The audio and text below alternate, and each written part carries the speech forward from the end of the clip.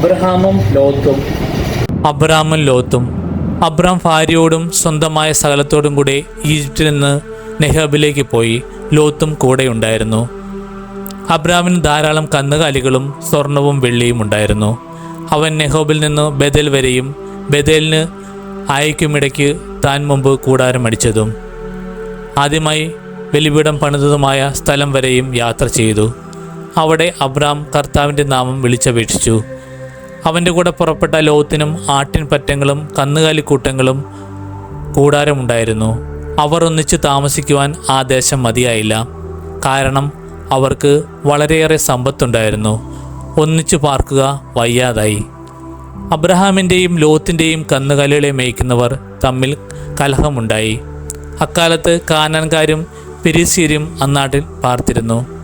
Abram ലോത്തിനോട് പറഞ്ഞു, നമ്മൾ തമ്മിലും നമ്മുടെ ഇടയന്മാർ തമ്മിലും കലഹമുണ്ടാക്കരുത്. കാരണം നമ്മൾ സഹോദരന്മാരാണ്. ഇതാ ദേശമെല്ലാം നിൻ്റെ കൺമുന്നിലുണ്ടല്ലോ. എന്നെ പിരിഞ്ഞു പോവുക. ഇടത്ത് ഭാഗമാണ് നിനക്ക് വേണ്ടതെങ്കിൽ ഞാൻ വലത്തോട്ട് പോയിക്കോളാം.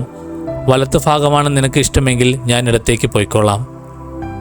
ജോർദാൻ സമതലം മുഴുവൻ ജലപുഷ്ടിയുള്ള ഭൂമിയാണെന്ന് ലോത്ത് കണ്ടു. അത് കർത്താവിൻ്റെ തോട്ടം പോലെയും സോവാറിന് നേരെയുള്ള ഈജിപ്തിലെ മണ്ണ് പോലെയുമായിരുന്നു. കർത്താവ് സോദോമും ഗോമോറയും നശിപ്പിക്കുന്നതിന് മുമ്പുള്ള അവസ്ഥയായിരുന്നു അത്. ലോത്ത് ജോർദാൻ സമതലം തിരിച്ചെടുത്തു. അവൻ കിഴക്കോട്ട് യാത്ര തിരിഞ്ഞു. അവനെ അവർ തമ്മിൽ പിരിഞ്ഞു. ലോത്ത് ജോർദാൻ സമതലം തിരഞ്ഞെടുത്തു. അവൻ കിഴക്കോട്ട് യാത്ര തിരിച്ചു. അങ്ങനെ അവർ തമ്മിൽ പിരിഞ്ഞു. അബ്രാം കാനാൻ ദേശത്ത് താമസമാക്കി. ലോത്ത് സമതലത്തിലെ നഗരങ്ങളിലും വസിച്ചു. അവൻ സോദോമിനടുത്തു കൂടാരമടിച്ചു. സോദോമിൻ്റെ ആളുകൾ ദുഷ്ടന്മാരും കർത്താവിൻ്റെ മുമ്പിൽ മഹാപാപികളുമായിരുന്നു. അബ്രാം ലോത്തിൽ നിന്ന് വേർപെട്ടതിന് ശേഷം കർത്താവ് അബ്രാമിനോട് ചോദിച്ചു, നീ തലയുയർത്തി കിഴക്കോട്ടും പടിഞ്ഞാറോട്ടും തെക്കോട്ടും വടക്കോട്ടും നോക്കുക. നീ കാണുന്ന പ്രദേശമെല്ലാം നിനക്കും നിന്റെ സന്താന പരമ്പരകൾക്കും എന്നേക്കുമായി ഞാൻ നൽകും. ഭൂമിയിലെ പൂഴി പോലെ നിന്റെ സന്തതികളെ ഞാൻ വർദ്ധിപ്പിക്കും.